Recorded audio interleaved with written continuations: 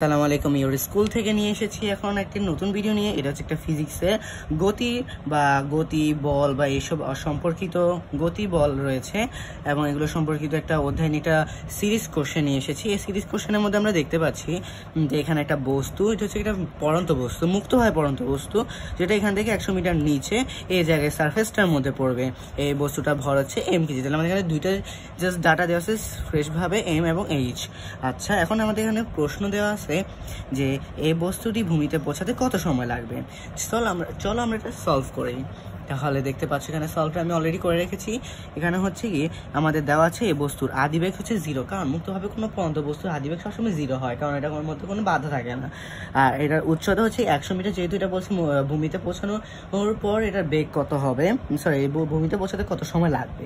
এবং এটা ত্বরণ হচ্ছে কি 9.8। যে আমরা জানি যে কোনো মুক্তভাবে পরন্ত বস্তুর ত্বরণ হচ্ছে 9.8 প্লাস, আর নিক্ষিপ্ত বস্তুর মাইনাস 9.8। ওকে, এখন আমাদের জানা আছে h = ut + ½ gt²। তোমরা যদি গতি কোনো সমীকরণ নিয়ে আলোচনা করে বা সমীকরণ নিয়ে পড়ো, তাহলে তোমরা এইটা অবশ্যই তোমাদের জানা থাকবে। এবং এখান থেকে আমরা যেহেতু u = 0, তাহলে আমরা এভাবে এখানে t এর মানটা বের করে ফেলেছি। দেন আমাদের সেকেন্ড কোশ্চেনটা কি ছিল? আমাদের সেকেন্ড কোশ্চেনটা ছিল যে দেখা হচ্ছে পড়ন্ত অবস্থায় ও 1 সেকেন্ড পর মোট শক্তি অপরিবর্তিত থাকে। আমাদের কি পড়ন্ত অবস্থা হচ্ছে এই স্থানে মোট বিভব শক্তির কথা, এই মোট শক্তি, এবং এই স্থানে 1 সেকেন্ড পর মোট শক্তির কথা আমাদেরকে জানতে চেয়েছে। মোট শক্তি অনেক সময় যান্ত্রিক শক্তি বলে, এটা তোমরা একটু খেয়াল রাখবে। ওকে, তো এখানে দেখা যায় আমরা জানি যে পড়ন্ত অবস্থায় দেখতে পাচ্ছ, হ্যাঁ, পড়ন্ত অবস্থায় গতিশক্তি হচ্ছে 0 জুল, কারণ সেই অবস্থায় বস্তুর বেগ থাকে 0 মিটার পার সেকেন্ড। এখন তাহলে আমরা তাহলে গতিশক্তি বের করছি, এখন হচ্ছে বিভব শক্তি বের করবো। এটা হচ্ছে কি EP1 দিতে পারো, EP1।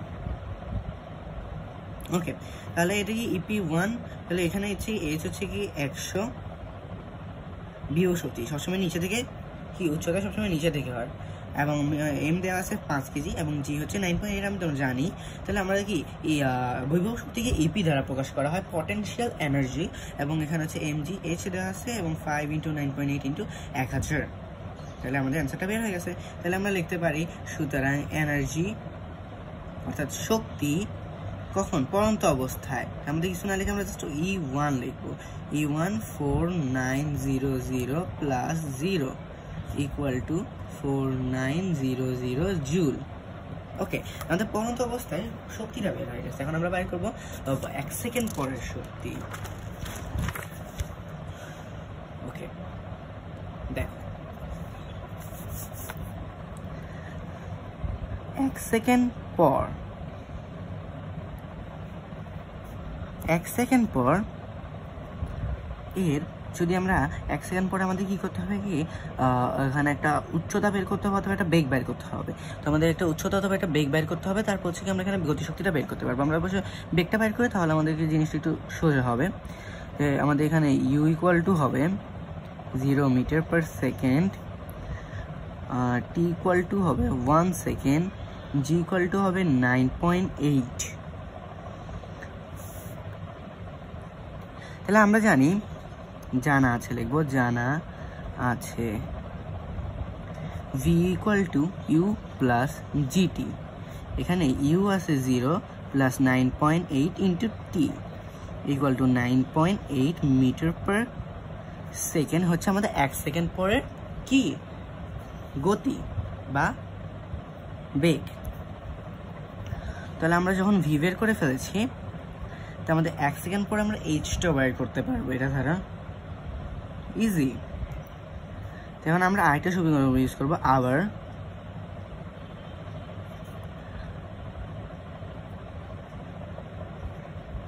আমরা একটা সমীকরণ জানি যে s = বা h = ut + ½ gt²। এখান থেকে আমরা 0, এটা গেছে 1/2 × 9.8 × t হচ্ছে 1²। তো 9.8 হাফ করলে হয় হচ্ছে 4.9 মেবি। আমরা একটা চেক করি, আমরা কেন 4.8 বা 9 এমন কিছু হবে। 9.8 ভাগ 2 4.9, ঠিক আছে। এটা হচ্ছে আমাদের উচ্চতা। কোথা থেকে? উপর থেকে এতটুকু উচ্চতা কি হচ্ছে কি বস্তুটা নেমেছে। তাহলে আমরা এখন লিখবো এখন, সরি আমি লাড়ে ফেলছি, এখন লিখবো এখন EP2। এখন আমাদের এটাকে এইচটা হচ্ছে এইচ মাইনাস, এটাকে আমরা এইচ প্রাইম দিই, হ্যাঁ ঠিক আছে। এখন mg H minus H prime equal to হচ্ছে m হচ্ছে 5 × 9.8 ইন্টু 100 মাইনাস 4.9। যেহেতু আমাদের নিচে থেকে, আমি সবসময় বলছি যে বিভব শক্তি হয় নিচে থেকে, উচ্চতা হয় নিচে থেকে। ওকে, তাহলে হচ্ছে এখানে হবে আমাদের অ্যান্সারটা 5 × 9.8 ইন্টু 100 মাইনাস 4.9। তাহলে আমাদের অ্যান্সারটা আসে হচ্ছে 4659.9 জুল। এখন আমাদের EK2 আসবে m12 হাফ হচ্ছে হাফ, আর m হচ্ছে 5, আর v² আমাদের vr ছিল 9.8 হোল স্কোয়ার।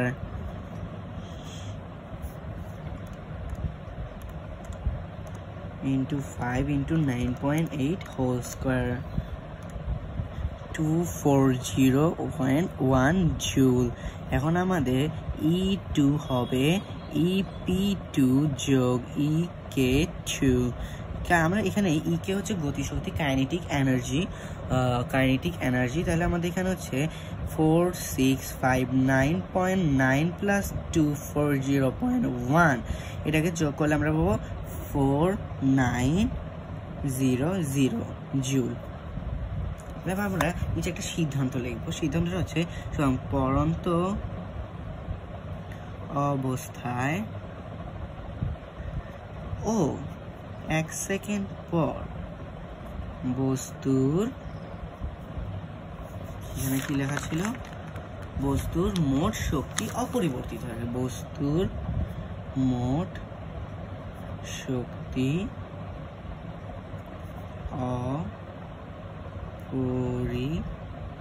অপরিবর্তিত থাকে।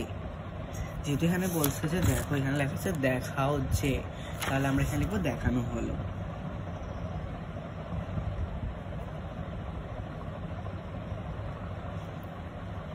এখানে তোমরা এই স্কিপ করার চেষ্টা করবে না, কারণ এখানে একটা অনেক বড় একটা ইম্পর্টেন্ট প্রশ্ন আছে যে কোন স্থানে বিভব শক্তি এবং গতিশক্তি অনুপাত 1:3 হবে। আচ্ছা, আমরা এখন 3 নাম্বার আছে। দেখা হচ্ছে ভূমি স্পর্শ করার সময় গতিশক্তি, এবং ভূমি স্পর্শ করার সময় এই জায়গায় গতিশক্তি এবং হচ্ছে 100 মিটার উচ্চতায় বিভব শক্তি, এবং এখানে বিভব শক্তি কি সমান। ওকে, আমরা এখানে দুইটা জিনিস পাই করলে ইজিলি হয়ে যাবে এটা। ওকে, দেখো আমরা দেখো 1 2 3। এখন আমরা লিখবো ভূমিতে স্পর্শ করার সময়, ভূমিতে স্পর্শ করার সময়। কারণ তোমরা একটা জিনিস, একটা অনেক ইম্পর্টেন্ট জিনিস মনে রাখবো, আর সেটা হচ্ছে আমরা কিন্তু গতিশক্তিটাও ও বিভব শক্তির সূত্রের মাধ্যমে নির্ণয় করতে পারি। এক্ষেত্রে দুইটা সিস্টেম আছে, সেটা হচ্ছে দেখো mgh, এটা যে বিভব শক্তি পরিমাপের আমরা কি সূত্র। এখন এখানে এইচটা যদি নিচে থেকে আমরা কাউন্ট করি সেটা হবে বিভব শক্তি, আর যদি এইচটা আমরা উপর থেকে কাউন্ট করি সেটা হবে গতিশক্তি। বিশ্বাস হচ্ছে না? আচ্ছা, আমরা আগের অঙ্কটাতে ফেরত যাই।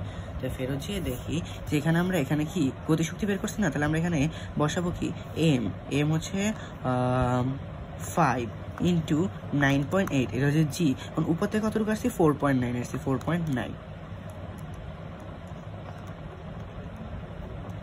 আহা, আমি কি টিপতেছি বলে। ওকে, দেখো আমাদের 240, দেখো তোমরা জিনিসটা 240.1 এসেছে। তাহলে কি আমরা এভাবে ম্যাথটা করতে পারি? তাহলে সেক্ষেত্রে কি হবে, আমাদের ম্যাথটা ছোট হবে এবং খুব কম সময় আমরা বের করতে পারবো। ভূমিতে স্পর্শ করার সময় কি বলছে? গতিশক্তি। তাহলে সেই ক্ষেত্রে এইচ ইকুয়ালটা হবে 100 মিটার, এটা হচ্ছে উপর থেকে আমরা কাউন্ট করছি, এবং জি ইকুয়ালটা হবে 9.8 মিটার পার সেকেন্ড স্কোয়ার, আর এম হচ্ছে 5 কেজি। তাহলে কে হবে mgh equal to 100 into 9.8 into 5 equal to 4900 joule. আবার আমরা লিখতে পারি ভূমি থেকে 100 মিটার উঁচুতে লিখে আমরা লিখবো h equal to 100, g equal to 9.8 R m equal to 5 kg। এখানে আমরা h প্রাইম দিব এখানে, বুঝছো? আর এখানে লিখবো EP equal to mgh। এখানে এইচটা আমরা এটা সুবিধার জন্য লিখতে পারি, এইচটা আমরা উপর থেকে কাউন্ট করছি আর এখানে এইচটা আমরা কি নিচে থেকে কাউন্ট করছি, নিচে থেকে কাউন্ট করছি। ওকে ফাইন, তাহলে আমরা লিখবো 109.8। আমি একটু চেঞ্জ করে লিখতেছি, এটা তোমরা বুঝে পাই স্বাভাবিক। এটা হচ্ছে 4900 জুল। সুতরাং আমাদের যে সিদ্ধান্তটা দিয়েছিল সেটা লিখতে হবে যে ভূমিতে স্পর্শ করার মুহূর্তে গতি শক্তি ও ভূমি থেকে দেখতেছো না, হ্যাঁ, ভূমি থেকে 100 মিটার উঁচুতে বিভব শক্তি সমান। এখানে লিখছো দেখাও, যে আমরা লিখবো দেখানো হলো, না হলে কিন্তু নাম্বার কেটে দিবে। ওকে ডান। এখানে আবার লিখবো IV। আমাদের এখানে প্রশ্ন দিয়েছিল কি যে ভূমিতে স্পর্শ করার মুহূর্তে কোন স্থানে বিভব শক্তি এবং গতিশক্তি অনুপাত 1:3 হবে, 1:3 হবে, কোন অনুপাত 1:3 হবে। ওকে, আমরা এটা সলভ করতে পারবো একেবারে ইজিলি। এটা তোমাদের কাছে প্রথম কঠিন লাগতে পারে, কিন্তু জিনিসটা হচ্ছে এটা টেকনিকের উপর বেস করে। টেকনিকটা তোমরা ঠিকমতো জানতে পারলে তোমরা অঙ্কটাকে ইজিলি ভাবে করতে পারবা। হ্যাঁ, এটা হচ্ছে এটা প্যাটার্নের উপর নির্ভর করে। প্যাটার্নটা আমি তোমাদেরকে দেখিয়ে দিচ্ছি, আশা করি দেখতে পাচ্ছ। হ্যাঁ, এবার ধরি